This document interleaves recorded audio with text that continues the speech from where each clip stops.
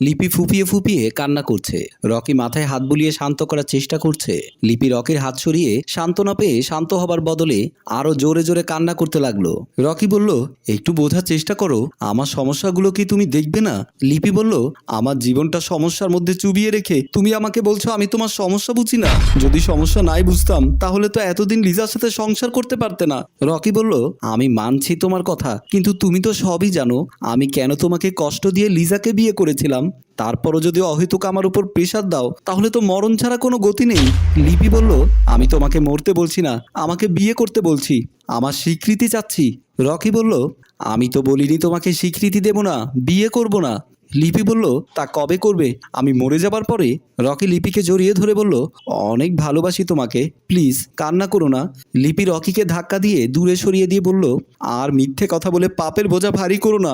সত্যি কথা হলো তুমি আমাকে ভালোবাসো না, ভালোবাসো আমার দেহটাকে। তাই তোমার বিয়ের পরও, তোমার স্ত্রী থাকার পরও দিনের পর দিন তোমার লালসার শিকার বানিয়েছো।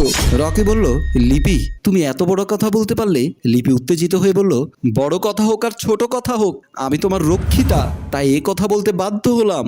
আজও এখানে এসেছি তোমার দেহের খিদা মেটাতে। রকি কোষে চর বসিয়ে দিল লিপির গালে। লিপি গাল চেপে বলল, মিস্টার রকি, কোন অধিকারে আপনি আমার গায়ে হাত তুললেন? রকি বলল, তুমি কোন অধিকার চাও? লিপি বলল, স্ত্রীর অধিকার। রকি বলল, তুমি যা চাও তাই হবে। লিপি বলল, আমি আজ বাসর করতে চাই তোমার সাথে, আজ এখনই বিয়ে করতে হবে আমাকে। রকি বলল, এখন কাজী অফিস খোলা পাবো না, চলো এখন শুয়ে পড়ি, আগামীকাল বিয়েটা সেরে ফেলবো। লিপি বলল, যে বিছানায় তোমার স্ত্রীকে নিয়ে তুমি থাকো সে বিছানায় আমি তোমার সাথে অবৈধ সম্পর্ক স্থাপন করতে পারবো না। রকি বলল, আচ্ছা ঠিক আছে, আমার পরিচিত এক কাজী আছে, আমি যাচ্ছি তার অফিসে, গিয়ে দেখি তাকে পাই কিনা, তুমি থাকো, আমি আসছি। বলেই রকি রুম থেকে বের হয়ে গেল। লিজা পার্স ব্যাগ হাতে নিয়ে রুম থেকে বের হবে, এমন সময় লিজার মা আমেনা বেগম এসে বলল, তুই জামাইকে ফোন দিয়ে এগ্রিমেন্টের কাগজটা নিয়ে আসতে বল, তোর এত রাতে বাসায় যেতে হবে না। লিজা বলল, মা তোমার জামাই এতটা বুদ্ধিমান না যে আলমারির ভেতর থেকে খুঁজে কাগজগুলো বের করতে পারবে, তার চেয়ে আমি ছোঁয়াকে নিয়ে যাচ্ছি, তুমি সকালে চলে এসে রেজিস্ট্রি অফিসে চলে যাবে। আমেনা বেগম বলল, আমার মন সায় দিচ্ছে না। তারপরও লিজা বলল, আমি ভুল করে এগ্রিমেন্টের কাগজ বাসায় ফেলে না আসলে তো এখন যেতে হতো না, তুমি নিশ্চিন্তে থাকো, কোনো সমস্যা হবে না। ছোঁয়া এসে পাশে দাঁড়িয়ে বলল, আপু আমি রেডি, চলো।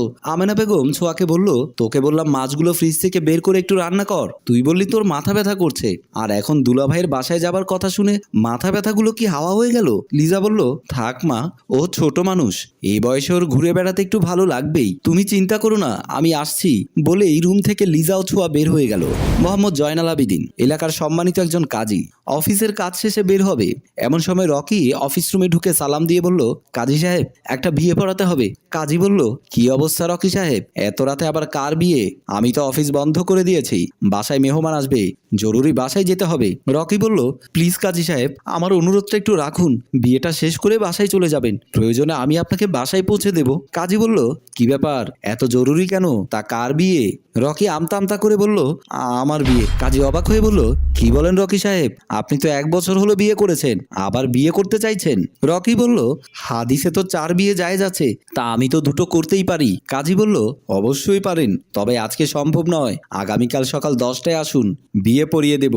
রকি কাজীর হাত ধরে বলল, কাজী সাহেব চরম বিপদে আছি, আজই বিয়ে পড়াতে হবে।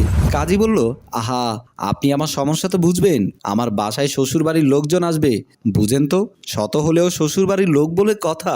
রকি বলল, কাজী সাহেব এখানে আমার মান সম্মানের কথা, প্লিজ আমাকে বাঁচান।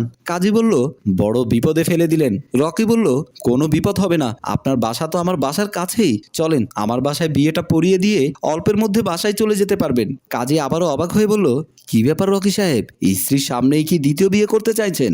রকি বলল, কাজী সাহেব আসলে এমনটা নয়, তাড়াতাড়ি চলেন, বাকিটা রাস্তায় বলবো। কাজী বলল, ঠিক আছে চলেন। দুজন কাজী অফিস থেকে বের হয়ে গেল। বাসার সামনে এসে কলিং বেল টিপল রকি, দুবার টেপার পরও দরজা খুলছে না। কাজী বলল, কি ব্যাপার রকি সাহেব, আমার তো দেরি হয়ে যাচ্ছে। রকি বলল, বুঝতে পারছি না দরজা খুলছে না কেন। রকি দরজা ধাক্কা দিতে দেখলো দরজা খোলা। রকি অবাক মনে ভাবলো, কি ব্যাপার, দরজা খোলা কেন? কাজী বলল, রকি সাহেব আবার কোন ধ্যানে পড়লেন, দরজা যখন খোলা তখন ভেতরে চলেন। রকি বলল, আচ্ছা চলেন। বলেই দুজনে ভেতরে প্রবেশ করলো। ভেতরে ঢুকে দরজার সিট কিনে আটকিয়ে দিয়ে কাজীকে নিয়ে ড্রয়িং রুমের সোফায় বসিয়ে রকি বলল, কাজী সাহেব আপনি বসুন, আমি কনেকে নিয়ে আসছি। কাজী বলল, আচ্ছা তাড়াতাড়ি নিয়ে আসুন, আমার কিন্তু লেট হয়ে যাচ্ছে। রকি বলল, আচ্ছা আমি যাচ্ছি বলেই ড্রয়িং রুম থেকে বের হয়ে গেল।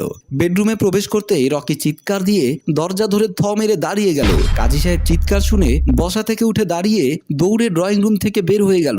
রকির বেডরুমের ভেতরে ঢুকেই বিছানার দিকে তাকিয়ে কাজী সাহেব ও মাগো বলে চিৎকার দিল। রকি কাজী সাহেবের দিকে তাকিয়ে আছে, কাজী সাহেব রকির দিকে তাকিয়ে আছে নির্বাক হয়ে। বিছানায় রক্তাক্ত অবস্থায় পড়ে আছে লিপির লাশ। মনে হচ্ছে কিছুক্ষণ আগে কেউ হয়তো লিপিকে মেরে ফেলেছে। রকি হাউমাউ করে লিপি লিপি বলে কান্না করতে লাগলো। কাজী বলল, রকি ভাই কোন ঝামেলায় ফেললেন আমায়? এই মেয়েকে কে মারলো? রকি কাঁদতে কাঁদতে বলল, আমি বুঝতে পারছি না কাজী সাহেব, কে আমার লিপিকে মেরে ফেললো। এমন সময় কলিং বেলের আওয়াজ। রকি আর কাজী দুজনেই চমকে উঠল। রকি দৌড়ে রুম থেকে বের হয়ে গেল। কাজী ও রকির পেছন পেছন রুম থেকে বের হয়ে গেল। দরজার সামনে এসে রকি দরজার হোল থেকে বাহিরে তাকাতেই রকির মাথায় যেন আকাশ ভেঙে পড়ল। বড় বড় চোখ করে কাজের দিকে তাকিয়ে বলল, কাজী সাহেব আমি তো বাকিটা শেষ। কাজী বলল, আপনি কি বলছেন? বাহিরে কে এসেছে? রকির গলা শুকিয়ে কাঠ। আমতা করে বলল, আমার স্ত্রী লিজা আর ওর ছোট বোন। কাজী বলল, 10 নাম্বার সিগন্যালে ফেললেন, এখন কি হবে? বাহির থেকে লিজা একটার পর একটা কলিং বেল টিপেই যাচ্ছে। ভেতরে রকি আর কাজী মোহাম্মদ জয়নাল আবিদিন ভয়ে কি করবে বুঝতে পারছে না। একদিকে লিপির লাশ, অন্যদিকে বাহিরে দাঁড়িয়ে আছে লিজা। প্রিয় ভিউয়ার্স, কে মেরে ফেললো লিপিকে? রকি এখন কি করবে? দরজা খুলে দেবে? ভেতরের পরিস্থিতি যদি লিজা দেখতে পায় তখন কি হবে? সব প্রশ্নের উত্তর জানতে চাইলে কমেন্ট করুন। দ্বিতীয় পর্ব নিয়ে খুব তাড়াতাড়ি আসছি আপনাদের সামনে। গল্পটি ভালো লাগলে লাইক, কমেন্ট ও শেয়ার করুন। গল্পটি রচনায় ফেরদৌস অপু, প্রযোজনায় মুনতাসির মুন্না, পরিচালনায় রেজাউল কবির চৌধুরী।